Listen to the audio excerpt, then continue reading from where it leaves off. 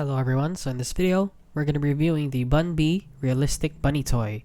So we have yet another one of those toys that is another scam. I'm just going to say it right off the bat. These toys are a scam and they are fake. As you can see right here from the photos, they didn't even try with the editing here. They just cut it out and just slapped it on a white background. As you can see, if you look closely, the girl is not even holding this bunny. This is just poorly edited, as you can see right here, poorly photoshopped. And as you can see, it doesn't look anything like this. Images like this are clearly AI generated. And if you look closely, this is also AI generated. Right here, they didn't try with this one. This looks actually pretty funny.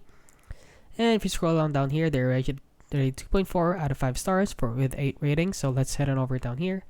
And as you can see, not Bunby. And let's more reviews here. False advertising, not as advertised, not Bunby.